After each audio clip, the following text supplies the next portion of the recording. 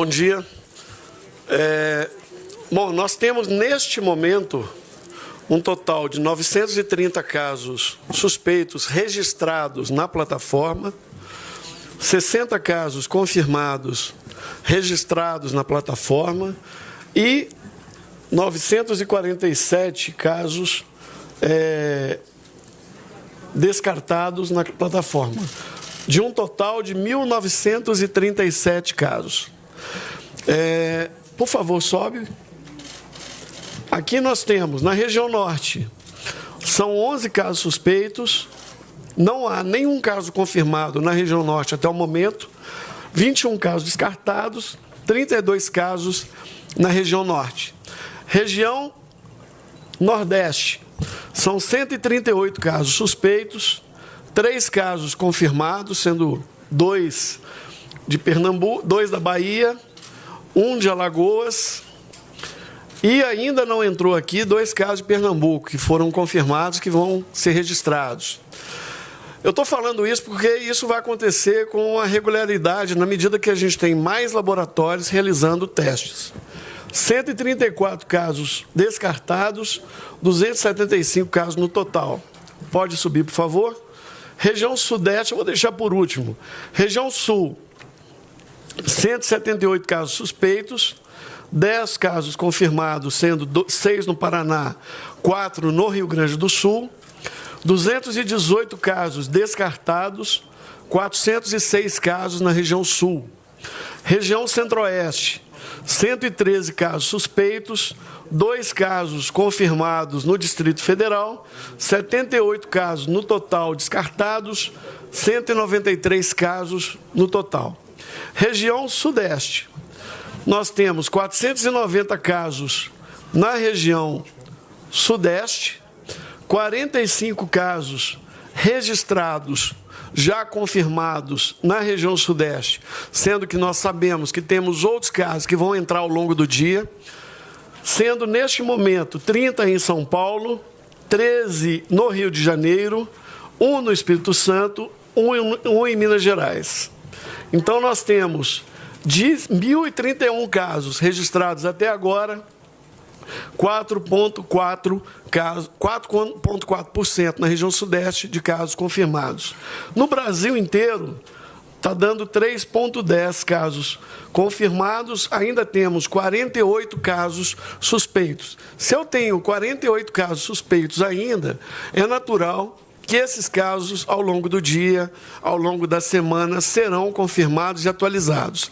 Para que eu possa atualizar aqui e vocês terem a mesma informação que vocês pegam nos estados ou que pegam em algumas unidades privadas, a planilha do caso confirmado do laboratório privado, exemplo, Albert Einstein, que está fazendo muitos exames, eles estão fazendo muitos exames, eles enviam essa planilha para a Secretaria Estadual, a Secretaria Estadual digita, atualiza o dado que foi notificado por eles dentro do sistema. Então, essa parte não é automática. Então, daí dá um atraso entre o resultado e a atualização da tabela. Essa tabela ela é automática. Então, ela só vem para cá, o dado, quando o hospital notifica, registra, e quando ele envia a tabela com os dados para poder atualizar esse registro de cada caso notificado. Tá? Dessa tabela para a gente falar, secretário, que o último divulgado... Então, perfeita pergunta. Inicialmente, nós começamos como? Nós falamos assim, vamos atualizar todo dia às 16 horas. Na medida que nós estamos agora nessa transição, entre esta semana e a próxima semana, todos os laboratórios passarão a realizar os exames. Então, dia 18, na próxima semana, eu irei para Belém do Pará, onde nós concluiremos a capacitação de todos os estados do Brasil realizando o teste. O teste já foi recebido. Muitos laboratórios, assim como no próprio Distrito Federal, recebeu o teste. Eles estão sendo capacitados, porque tem a calibração da máquina e peculiaridades desse kit que nós adquirimos, que a Fiocruz desenvolveu. Então, na próxima semana, entre essa semana e a próxima, teremos vários laboratórios realizando testes simultaneamente. Além disso, temos já, tanto aqui em Brasília, laboratório da Rede Sabin, em São Paulo, Fleury, Albert Einstein, em Belo Horizonte, Hermes Pardini, e outros que vão estar realizando a técnica. Eles estão realizando a técnica, mas eles não acessam o sistema eletrônico público de registro de casos. Então, eu não tenho esses dados. Eles precisam enviar a planilha para a Secretaria Municipal, Estadual, digitar esses dados. Com isto, nas próximas semanas, estes dados serão mais equilibrados, ou seja, a gente vai conseguir aumentar a velocidade de atualização. Lembrando que alguns locais vão chegar naquele número mágico de 100 casos confirmados.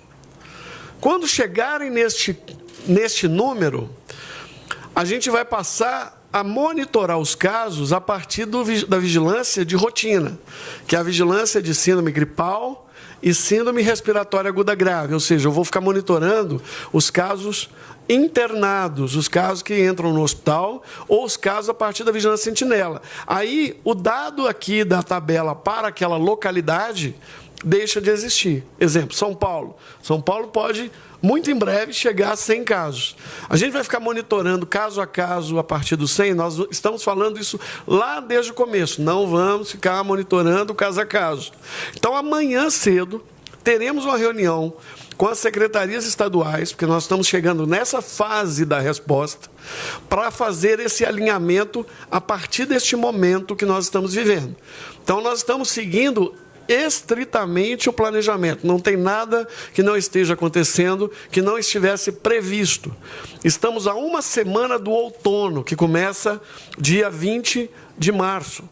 Então, a gente tem um plano, o nosso plano é para o período do outono e inverno, que vai até dia 21 de setembro, então nós estamos nos organizando para este período e amanhã nós apresentaremos para vocês uma série de medidas que é a tradução do que a gente chama de medidas não farmacológicas, ou seja, medidas que estimulam ações e atividades para reduzir o contato, para reduzir o fluxo em determinadas condições. Mas cada coisa tem que ser a seu tempo. Nós não podemos fazer as medidas de forma intempestiva, porque nós ainda não temos circulação comunitária, não temos transmissão comunitária no Brasil.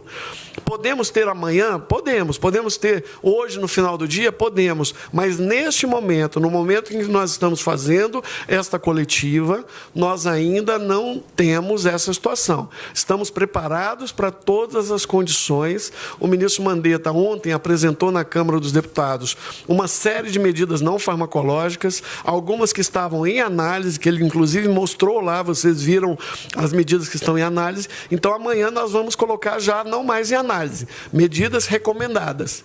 Então, quais são, em que momento eu faço, quais são as minhas métricas. Lembrando que o Brasil, São Paulo, é uma situação, o Brasil Nordeste é outra, o Brasil Centro-Oeste é outra. Então, as medidas não são iguais em todos os momentos para todos os estados.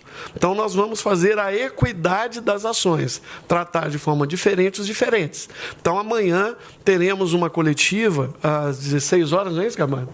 Às 16 horas, com todas essas orientações organizadas, com este material publicado, o boletim está pronto. Hoje mesmo falei com o doutor Davi Uip, nós estamos muito alinhados e amanhã vamos fazer isso juntos com os estados, principalmente São Paulo, que é o estado mais afetado. Então, estamos atentos, acompanhando e amanhã, com calma, com muita tranquilidade, traremos para vocês. Eu espero que os estados, os profissionais, a população que está nos assistindo, compreenda que nada está acontecendo diferente do que estava dentro do plano de contingência. Doutor Gabardo, com a palavra.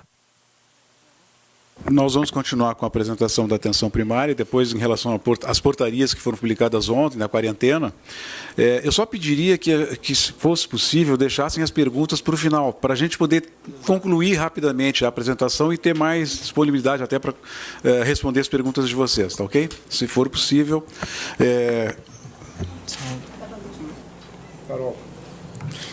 Bom dia a todos.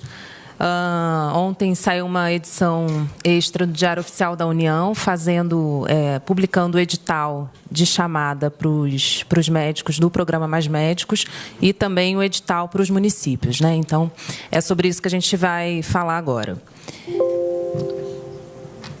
Bom, esses dois editais, um com foco para a adesão dos médicos e outro com os municípios, eles foram abertos para a participação de médicos com CRM ou com diploma revalidado aqui no país. A contratação vai ser feita durante o período de 1 ano. Então, em razão justamente da condição da pandemia, do novo coronavírus, a gente está fazendo essa contratação por 1 ano. Em chamadas anteriores, a vigência foi de 3 anos. Então, essa chamada, ela atende a essa situação de emergência, ela atende ao objetivo da gente reforçar a capacidade da atenção primária, dos postos de saúde, terem os médicos lá garantidos para fazer o atendimento da população. Cada candidato vai escolher até 4 municípios, então são detalhes do processo de escolha, né? Na segunda-feira, esses médicos vão fazer a inscrição e eles têm possibilidade de escolher, dentro do quantitativo de vagas, aí até 4 municípios. A gente vai priorizar os médicos que têm formação em medicina de família e comunidade, que têm a residência, então cada médico, a partir do que eles têm de título, de especialização, a gente vai fazer uma pontuação para eles. E a expectativa é que o início da atuação deles se dê até 7 de abril. Então, eu havia comentado na coletiva anterior que o processo de inscrição será aberto no dia 16, na segunda-feira, e em até 3 semanas a gente já vai ter cumprido as etapas do edital, do processo seletivo, e por volta do dia 7 até 7 de abril, esses médicos já estarão atuando aí nos postos de saúde. Bom, a gente tem previsto aí no orçamento para a contratação desses médicos pelo período de 1 ano, 1,2 bilhões.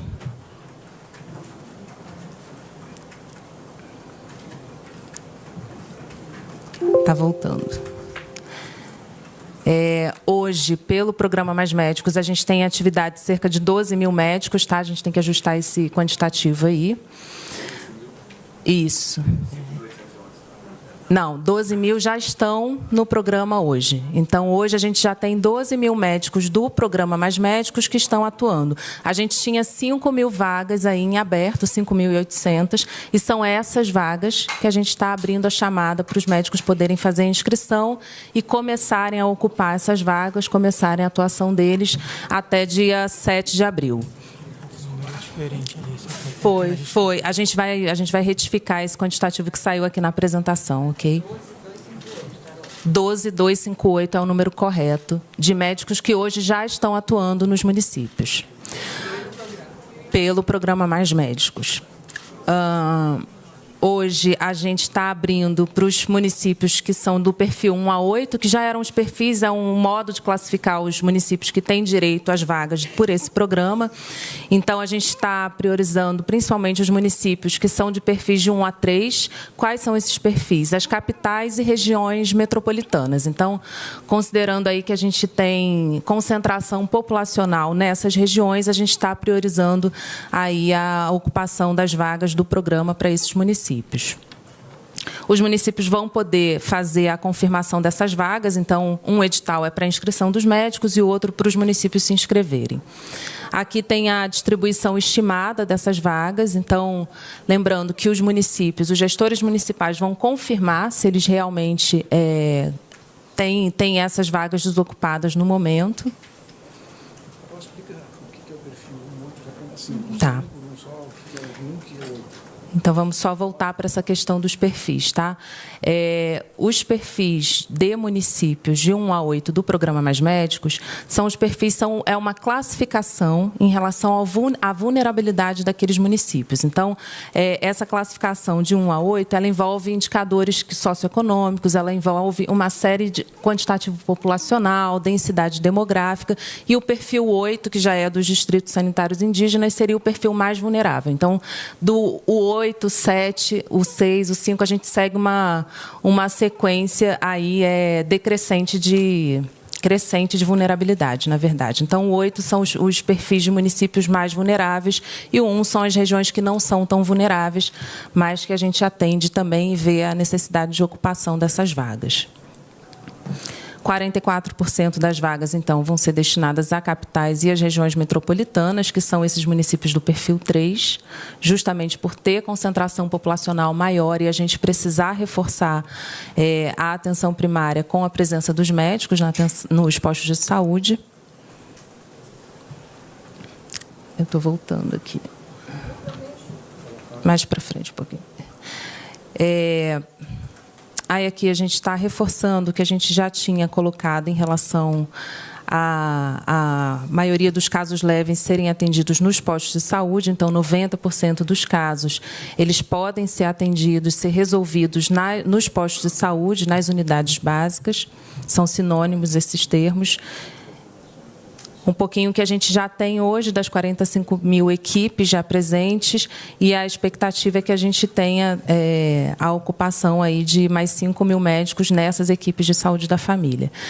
É importante ressaltar que essa chamada de agora pelo Programa Mais Médicos, ela está sendo feita porque a gente está justamente abrindo para os médicos que já têm CRM, a gente tem nesse programa uma capacidade de fazer o provimento emergencial de médicos. Então, a gente tem a capacidade de, nesse período de 3 semanas, a gente já garantir a chegada dos médicos aos postos de saúde para justamente fazer o atendimento já de rotina da atenção primária, mas reforçar a capacidade dos postos de saúde atenderem as pessoas com esses sintomas, com febre, com tosse, com alguns dos sistemas respiratórios.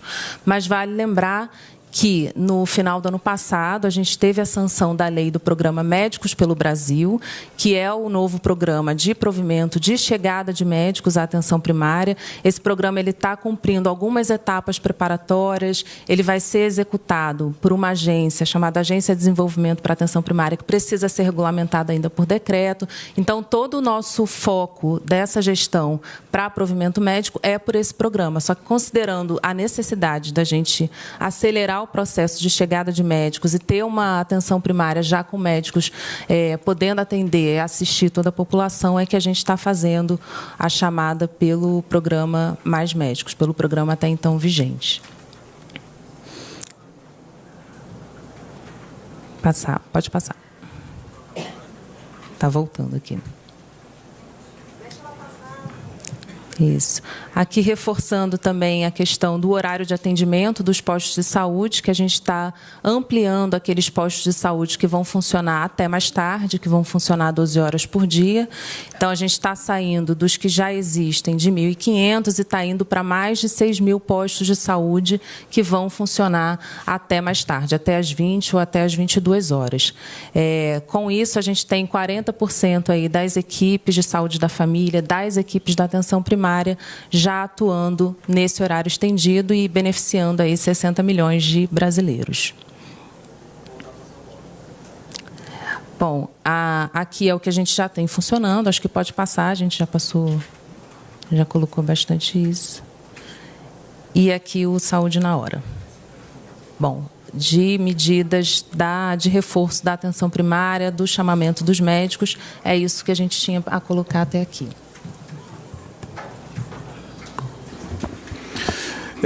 Essa apresentação ela é extremamente importante, pessoal, porque nós agora vamos deixar de colocar tanto foco na questão dos números, da vigilância, porque isso a gente já sabe o que está acontecendo.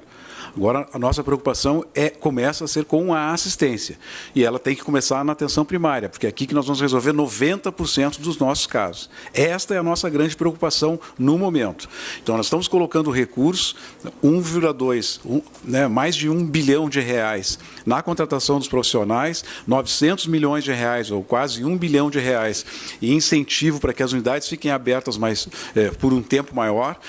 E esses recursos são colocados diretamente nos municípios. Nós entendemos que isso é fundamental para que nós tenhamos uma rede capacitada, adequada, para atender uma grande demanda de pacientes que vão procurar as nossas unidades por conta da contaminação e da transmissão do corona. Nós vamos continuar ainda com a apresentação antes de passar para as perguntas. O secretário Anderson vai fazer a apresentação da portaria, também publicada ontem. Nós tínhamos prometido para vocês que ela aconteceria até sexta-feira, conseguimos antecipar e fazer a publicação na quinta-feira, tanto do chamamento dos médicos, desses 5 mil médicos, quanto da portaria de isolamento e quarentena, que o secretário Anderson vai repassar alguns pontos para vocês.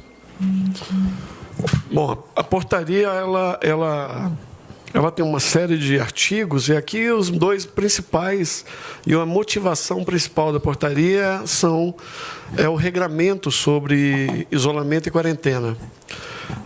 No âmbito da emergência, nós estamos entendendo isolamento como uma medida objetiva, que objetiva a separação de pessoas sintomáticas ou assintomáticas em investigação clínica e laboratorial, de maneira a evitar a propagação da infecção e da transmissão local. Então, a gente separa pessoas doentes ou infectadas, ou seja, ela tem o vírus, portador assintomático, tem o vírus, mas não tem a doença, de outras pessoas, para evitar a transmissão e propagação, ainda numa lógica de contenção, determinada pela prescrição médica. Então, o médico, na hora que ele atende um caso suspeito, ele avalia a condição clínica daquele paciente. Se aquele paciente é um quadro leve, ele vai falar com o paciente: você vai ficar em casa. Se ele for um caso grave, óbvio, ele vai utilizar a conduta clínica e mantê-lo no hospital. No entanto, quando esse paciente chega em casa, ele tem outros residentes no domicílio. Tem a empregada, tem a esposa, tem os filhos, e muitos não estão sintomáticos. Então, a equipe de vigilância epidemiológica, que vai fazer a investigação de contato e vai identificar essa pessoa, vai orientar, vai notificar que aquele contato domiciliar também ficará em isolamento. Então, aquelas pessoas do contato domiciliar. Então, esse agente de vigilância epidemiológica é esse profissional, esse sanitarista que vai fazer a investigação de contato. O isolamento vai ocorrer por 14 dias, podendo se estender por igual período, conforme resultado laboratorial que comprove o risco de transmissão. Então, eu passei nesses 14 dias. Se eu estou bem clinicamente, não tenho sintomas, já me recuperei, os sintomas, houve uma remissão dos sintomas. Se eu estou bem, a avaliação clínica será suficiente para liberar o paciente. No entanto, se eu estiver com sintomas gripais, eu posso ter que fazer um novo exame. Esse exame pode ser o específico do RT-PCR para o coronavírus, ou pode ser um exame inespecífico, uma tomografia, pode ser outro tipo de exame. Então, vai ser a liberação, no caso dos sintomáticos, ele vai poder permanecer por um período maior. Mas se ele estiver bem, se ele não estiver sentindo nada, estiver assintomático, ele estava gripado, se recuperou, a própria avaliação clínica pode ser suficiente para a liberação dessa pessoa. Esse isolamento ele vai ocorrer preferencialmente em domicílio, podendo ser feito em hospital público ou privado, conforme recomendação médica, a depender do estado clínico do paciente. Então, essas são as condições. Não será indicada medida de isolamento quando o diagnóstico laboratorial for negativo para o coronavírus. Então, pode acontecer uma situação em que eu tenho um resultado negativo, comprovando, eu libero a pessoa. Não será a determinação da medida de isolamento por prescrição médica deve ser acompanhada da notificação de isolamento. A pessoa precisa saber que ela está em isolamento.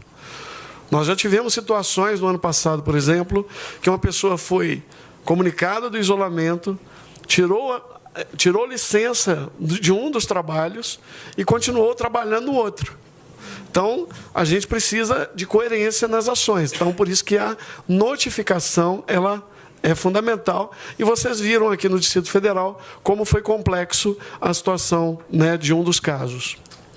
A medida de isolamento por recomendação do agente de vigilância epidemiológica, ela ocorrerá no curso da investigação e abrangerá somente os casos de contactantes próximos a pessoas sintomáticas ou portadoras assintomáticas e deverá ocorrer em domicílio. Ou seja, eu estou buscando as pessoas, chego na casa, eu encontro muito mais gente que está convivendo, que trabalha, que está vivendo numa relação de contato íntimo ou prolongado no domicílio, eu tenho que orientar que aquelas pessoas também fiquem em isolamento até aquele período passado de 14 dias. Tá? E aí, obviamente, na investigação, a gente reforça as medidas não farmacológicas, etiqueta respiratória, afastamento, limpeza frequente do ambiente, né, limpeza do banheiro, limpeza de superfícies, uso de álcool em gel, água sanitária. Então, tem uma série de medidas que nós vamos trazer para vocês aqui amanhã, consolidando um pouco essas orientações. Nas unidades da federação, em que não tivermos um agente de vigilância epidemiológica, ou seja, um município pequeno que não tem uma equipe muito restrita, quem vai tomar essa medida é o próprio secretário, porque o secretário de saúde do município pequeno, ele é o próprio agente responsável. Nas unidades, a medida de isolamento por recomendação será feita por meio de notificação expressa às pessoas contactantes e tem que ser devidamente fundamentada. Porque não pode ter acesso. A medida é uma medida de saúde pública, é para isolar, visando evitar a propagação da transmissão. Mas existe um outro conceito, que é o conceito de quarentena. O conceito de quarentena é completamente diferente da medida de isolamento. Quarentena é uma medida para restrição. Ela é uma medida restritiva. A quarentena, eu tenho o objetivo de garantir a manutenção do serviço de saúde em um certo determinado local, em uma certa área. Ela é determinada mediante ato administrativo formal e devidamente motivada, que deve ser editada pelo gestor local. Se é uma quarentena nacional, é o ministro; se é uma quarentena estadual, o secretário estadual; se é uma quarentena municipal, é o secretário municipal. E ele vai editar e publicar no Diário Oficial da União, motivando aquela quarentena. E tem que ser amplamente divulgada pelos meios de comunicação. A medida, ela tem um prazo máximo de 40 dias, podendo se estender pelo tempo necessário. Porque na quarentena, eu posso ter uma quarentena de um bairro, de uma rua, de um hospital, de um hotel. Eu vou colocar ali dentro, tem pessoas que não estão, nem são contatos próximos, nem são doentes, nem têm sintomas. Mas eu estou restringindo o trânsito de pessoas para que o sistema consiga se recuperar. Esta é a medida da quarentena. A extensão do prazo, ela só vai ser permitida após a avaliação do COI nacional. Então, se o secretário lá, eu coloquei um bairro em quarentena, está lá, monitorando e tal, ele tem que fundamentar, mandar para a gente a fundamentação. E ele tem que justificar cada extensão de prazo. A China colocou em quarentena a província de Hubei no dia 20 de janeiro. Eles ainda não saíram de quarentena. Nós não sabemos se a hora que sai de quarentena vai ter um novo pico de doença. Nós não sabemos, teve uma redução. Então, ela foi uma medida para que o sistema se recuperasse, que eu diminuísse a velocidade de transmissão, mas, fundamentalmente, não é para impedir a transmissão. Ela é muito mais para dar qualidade para que os profissionais, os hospitais, consigam se adequar a uma nova realidade. Não é o nosso caso em nenhum lugar ainda do Brasil. Nós não temos nenhum local do Brasil que seria necessário quarentena, mas nós estamos instruindo, porque a lei saiu e não havia uma regulamentação da lei. Então, essa portaria, ela estava prevista para regulamentar a compreensão de quarentena. A medida não poderá ser determinada ou mantida após o encerramento da SPIN. Então, se o ministro, eu tenho uma unidade federada que colocou em quarentena e está no 20º dia.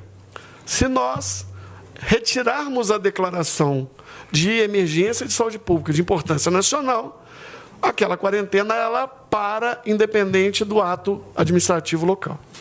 Porque não tem mais sentido, porque a própria emergência já foi encerrada.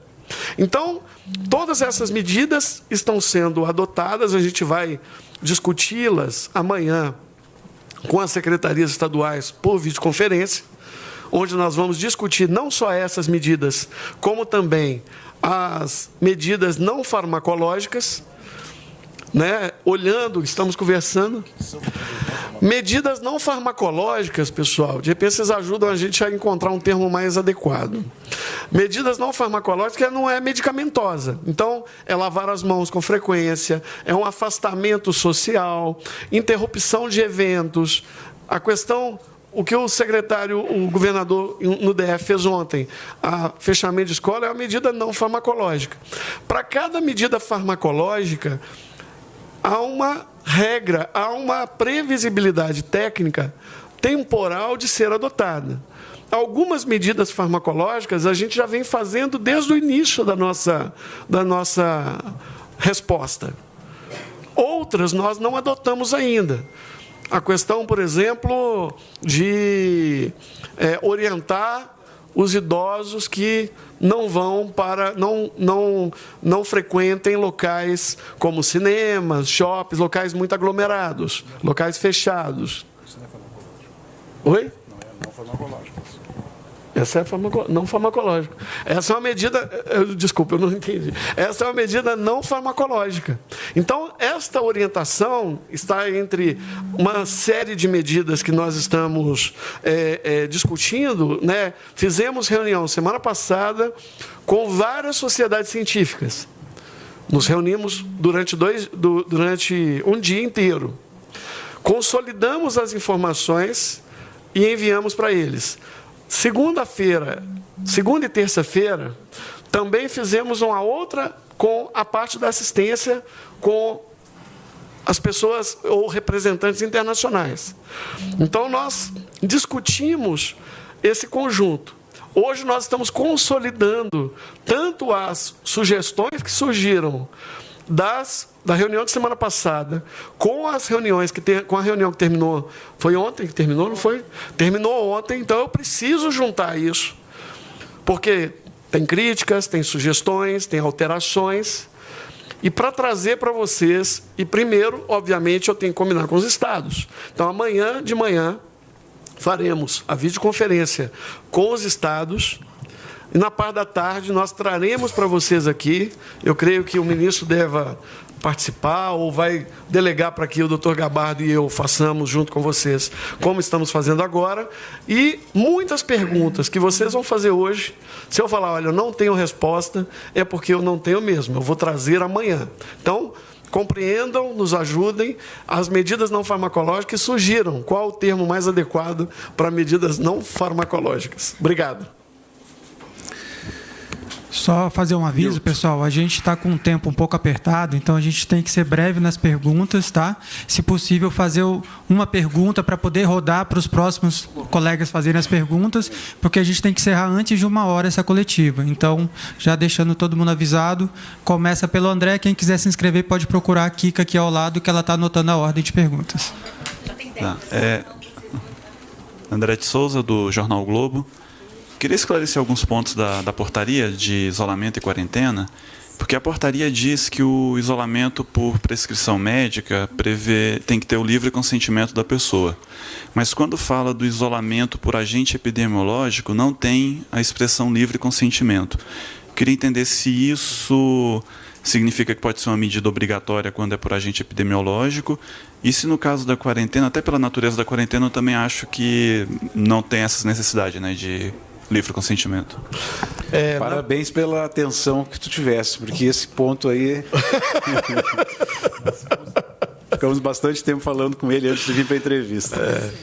Ontem, a portaria, a terminologia não é termo de livre consentimento ou consentimento esclarecido. O termo de consentimento livre esclarecido, ele é muito utilizado em pesquisas. E a gente utilizou a referência para a realização de procedimentos. No caso do isolamento e no caso da quarentena, é uma notificação. Então, o termo, na verdade, vai ser ajustado. A gente vai atualizá-la, porque houve uma falha na publicação. Então, o termo é de eu estou sendo notificado que eu devo ficar em quarentena. Aí tem um aspecto para ficar bem claro, que quarentena, qual a diferença principal de isolamento e quarentena?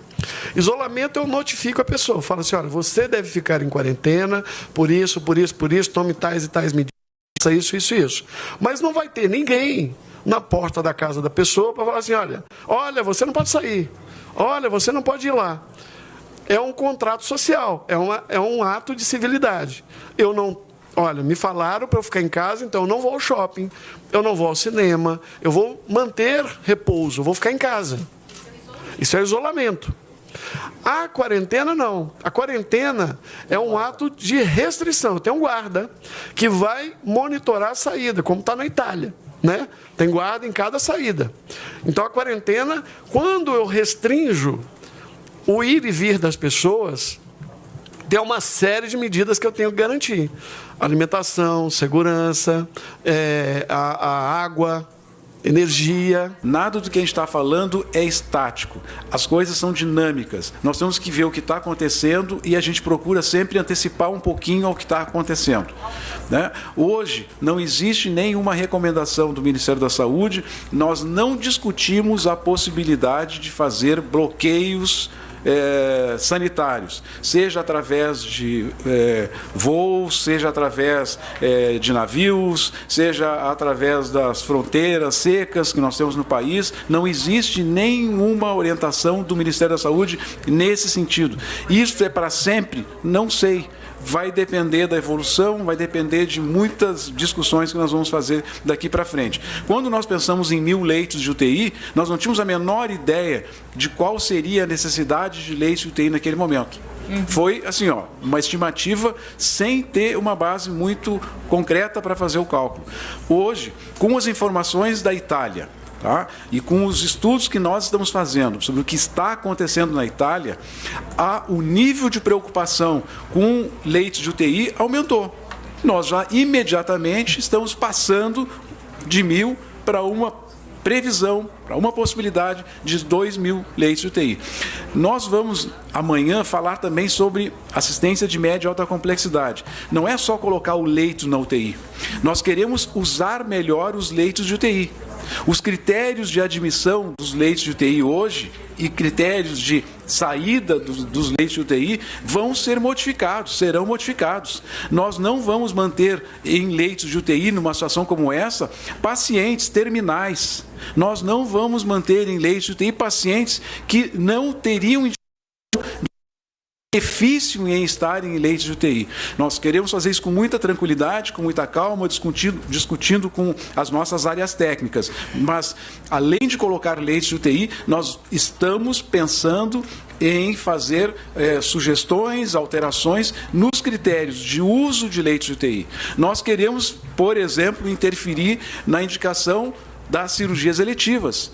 Não tem sentido, nesse momento, falarmos em cirurgias eletivas. Além de nós precisarmos dos leitos para o coronavírus, nós não vamos colocar um paciente de forma desnecessária dentro de um hospital. Um paciente que pode esperar para fazer o procedimento, não tem por que eu jogar ele dentro do hospital, colocar ele em contato com pacientes com coronavírus. Então, são medidas que estão sendo feitas, não é só a questão financeira, não é só o número de leitos contratados, mas também tem critérios na sua utilização de uma forma mais racional para uma situação de epidemia. É isso. Nós estamos numa situação de emergência. A emergência possibilita que essas modificações possam ser feitas. O senhor anunciou amanhã, secretário?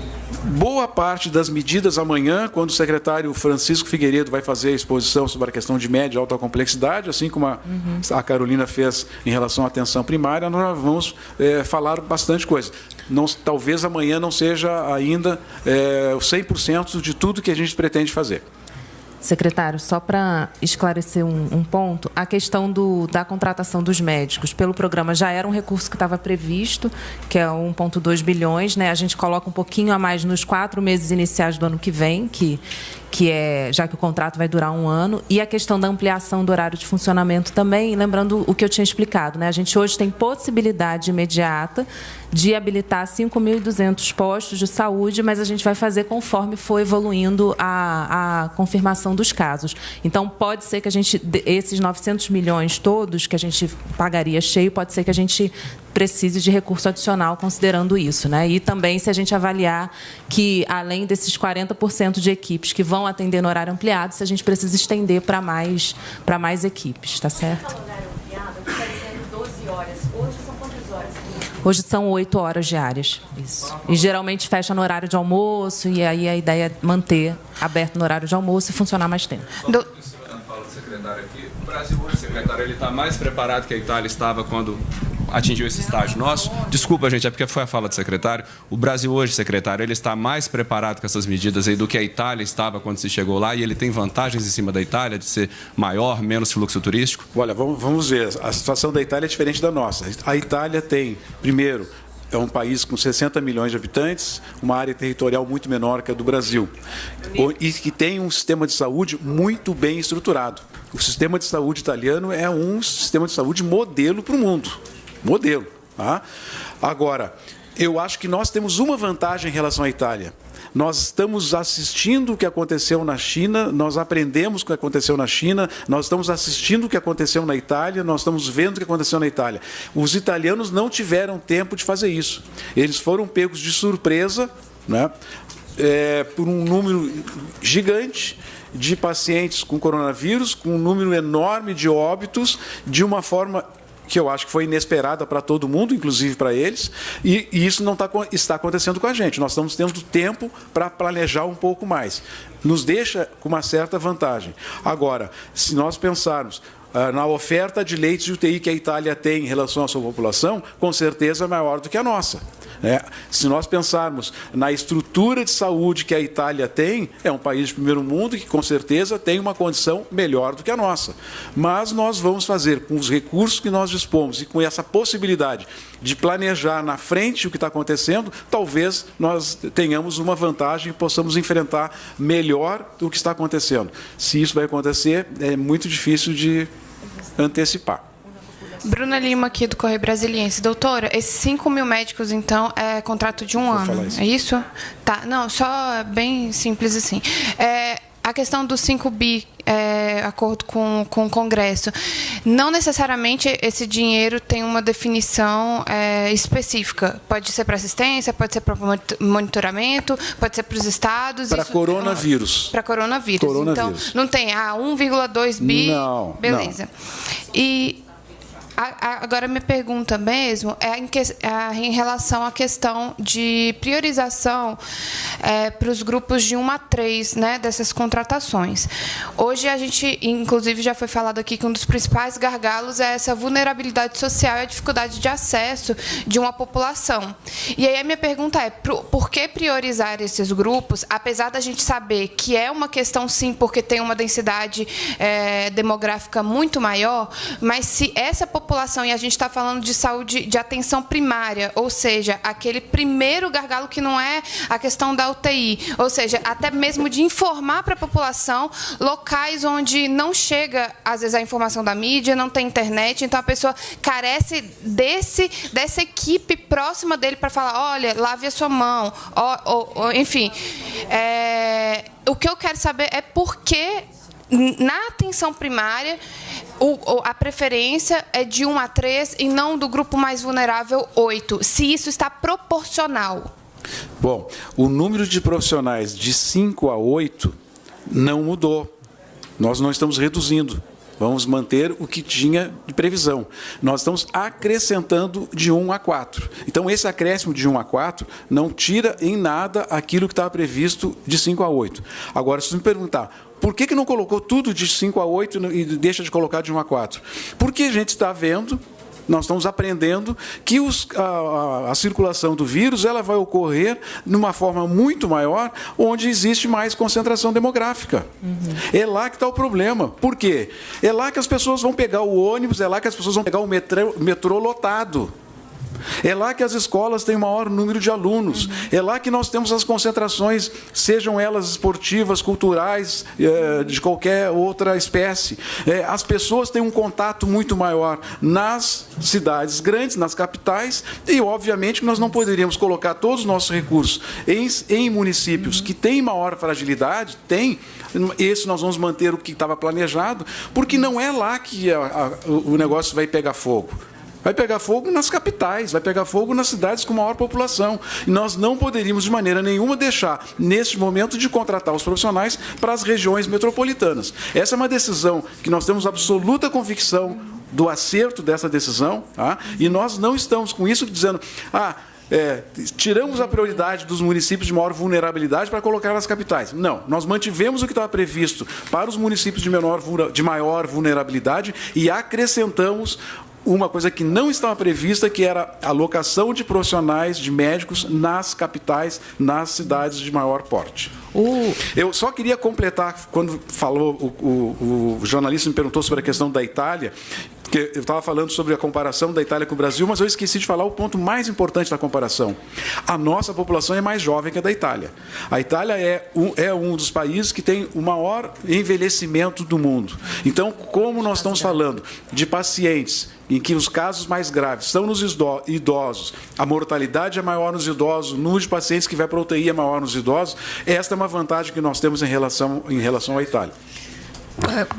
Só complementar um pouco aqui, a questão das vagas, a gente está abrindo de 1 a 8, e essas vagas que a gente está trabalhando são postos de trabalho que já eram vagas desse programa e que hoje estavam desocupados. Então, assim, esses perfis mais vulneráveis, eles vão ter as vagas todas ocupadas, que é essa distribuição, e hoje esse perfil 3, que é das capitais e das regiões metropolitanas, estava concentrando o maior número de postos de trabalho de médicos que não estavam ali nas equipes também. Então, tem essa proporcionalidade também.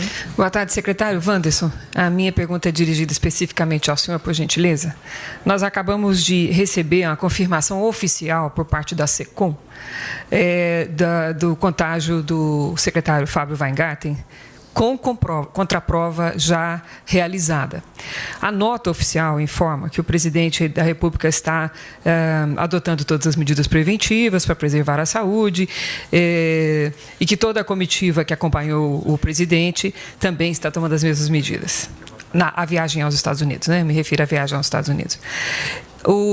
A nota informa que o governo brasileiro está informando as autoridades norte-americanas sobre o caso. A minha pergunta ao senhor é muito simples. O Ministério da Saúde vai orientar um protocolo, um plano de contingência para as altas autoridades públicas? Essa é uma coisa. Diante desta informação oficial, o senhor, como secretário responsável pelo assunto, recomenda que o presidente da República faça o teste do coronavírus, ou sabe se já terá sido feito? Por último, o secretário Gabardo mencionou a questão dos testes, recentemente, referindo-se à necessidade dos planos de saúde cobrirem os testes. No caso do sistema privado, eu pergunto se esse assunto já avançou tá certo? Se esse assunto já avançou e se nós temos uma definição sobre esse tema. Muito obrigada. Fala. Pode falar tudo. Essa questão do presidente eu vou responder, tá? A confirmação que vocês estão recebendo, eu também recebi aqui, fui chamado agora para ter essa confirmação. Nós vamos participar de uma reunião com os responsáveis pela saúde do presidente e com todo o staff da presidência para cuidar desse assunto. Nós não vamos tomar e nem vamos aqui anunciar nada do que nós ainda não combinamos com a equipe médica do presidente e assim por diante. Então, com a confirmação do Fábio, medidas deverão ser tomadas, essas medidas serão esclarecidas e acertadas em reuniões que nós faremos após essa entrevista coletiva. Haverá um plano de contingência para altas autoridades públicas? Há um plano de contingência para todas as pessoas. Esse plano de contingência não muda se é para o presidente, se é para um ministro ou se é para um cidadão que não ocupa nenhuma função pública. Não tem nenhuma modificação em relação ao plano de contingência. Só reitero que, obviamente, se é uma pessoa que tem condições de cuidado de saúde, né? Se tem hipertensão, se tem diabetes, isso vale para qualquer cidadão. Se tem hipertensão, se tem diabetes, cuidados adicionais devem ser tomados. Além disso, nós estamos trabalhando já caso a caso já há muito tempo. Não é a primeira vez que a gente tem um contato de uma alta autoridade consultando que conduta deveria ser tomada diante de cada fato. Isso a gente vem dando consultoria e orientações para todas as autoridades do Judiciário, do Executivo e do Legislativo. Eu, pessoalmente, já conversei com várias autoridades e a gente vem discutindo caso a caso. Eu devo viajar, não devo viajar, devo ficar, não devo ficar, vou para tal lugar. Então, muitas medidas estão sendo adotadas há muito tempo, não tem novidade esse fato. É mais um fato que comprova que a circulação, que a gente já vinha falando há muito tempo, que era uma pandemia, estávamos corretos, né? Porque os locais prováveis de infecção, ou seja, o local onde as pessoas podem se infectar, numa pandemia fica muito mais difícil identificar. Então, nós estamos trabalhando com orientações. Amanhã nós traremos uma série de medidas. Eu creio que os materiais estão ficando muito bons, porque a gente tem muito mais material publicado. A própria Organização Mundial da Saúde soltou agora, recentemente, foi anteontem, um manual de medidas não farmacológicas. Então, nós estamos hoje ajustando esse material. O CDC da Europa também fez o mesmo. Autoridades em outros países também pegaram gripe, porque todos somos humanos, todos estamos vulneráveis. Não existe uma imunidade contra esse vírus, por isso que nós temos que preservar. E é por este motivo que estamos fazendo a vacinação contra a influenza, começando com os idosos e profissionais de saúde, né? Essa é uma medida que possivelmente a gente ajuste para essa situação, e no ano que vem pode não ser necessário, pode ser necessário começar com as crianças de novo. Então, as epidemias não são lineares, elas são como se fosse uma onda, ela sobe e desce de acordo com as características, com os conhecimentos, ela muda de acordo com temperatura, pressão local. Eu sou epidemiologista e eu sempre avalio qualquer objeto a partir de tempo, lugar e pessoa. Sempre eu olho que características das pessoas, características dos lugares e características do tempo, porque isso vai mudando ao longo do tempo, tá bom? Então, esperamos que as pessoas se recuperem logo, todos que ficarem doentes. Pode ser que nós aqui todos tenhamos nosso vírus corona no futuro. Mas é verdade, porque é um vírus como influenza, é como a gripe. Recomenda que o presidente faça o teste? Nós recomendamos que todos os casos suspeitos façam o teste. Obviamente, contato de caso confirmado, eles devem ficar em monitoramento, devem fazer o acompanhamento. E eu lembro sempre, nós, quando fazemos e olhamos para as pessoas que estão mais próximas dos casos confirmados, devem ficar no monitoramento de temperatura, olhar essa frequência de temperatura mais vezes. Isso tudo a gente vai trazer amanhã para vocês, para poder esclarecer. Agora que nós temos o vírus circulando no país com mais casos confirmados, mas ainda como transmissão local, ou seja, nós estamos falando de uma transmissão de uma pessoa para outra, que eu consigo saber quem foi a origem. Nessas condições, nós temos medidas específicas para serem adotadas e esperamos que todos façam. Lavar as mãos, cobrir o rosto ao tossir e espirrar. Se estiver doente, não ir trabalhar, não ir estudar. Essas medidas valem para todos. Todos. Sim, os planos de saúde eles já aprovaram essa questão da incorporação do procedimento na lista, já aprovaram, tá? já discutiram na diretoria. Eu acredito até que a... O que é isso? Eu acredito até que a resolução que inclui esse procedimento deva ser publicado talvez amanhã ou no máximo segunda-feira. A gente vai para a última pergunta e a gente vai ter que encerrar devido ao horário, pessoal. Gisele Loureiro, Rede Amazônica. O secretário, o senhor chegou a afirmar que na região norte são 11 casos suspeitos, 21 descartados. Só que no material recebido aqui, eu estou vendo que são 9 casos suspeitos, 20 descartados. Rondônia, que aparecia com 2, também já não está mais nessa lista. Eu queria saber qual é o número correto aí que a gente tem que trabalhar. Uma segunda questão, como é que está sendo estudada alguma restrição na fronteira entre a Guiana Francesa e o Amapá? E ontem o governador de Roraima, ele chegou a pedir ao governo para estudar o fechamento da fronteira em Pacaraima. E um último ponto, se algum estado já solicitou algum reforço no número de leitos de UTI.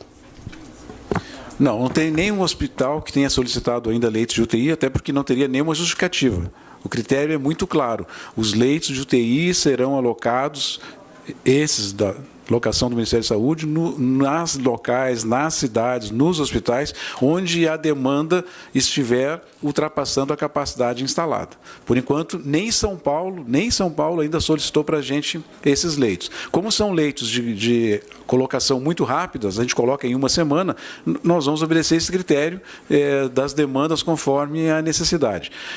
Outro recurso que pode ser distribuído para todos os estados, independente do coronavírus, recursos que serão distribuídos de forma per capita, sim, quando a gente distribuir isso para o Brasil inteiro, o Roraima também vai receber. Agora, especificamente em relação à leite de UTI, não há nenhuma solicitação e também não seria atendido esta solicitação neste momento.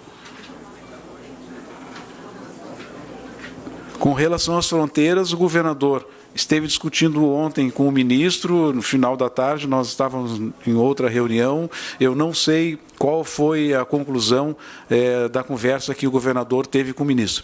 Sei que trataram deste assunto e sei que isso não é uma medida que o ministro Mandetta veja com bons olhos, mas ele vai analisar a pertinência desta solicitação. Não tenho como te informar qual foi a posição do ministro Mandetta em relação a isso.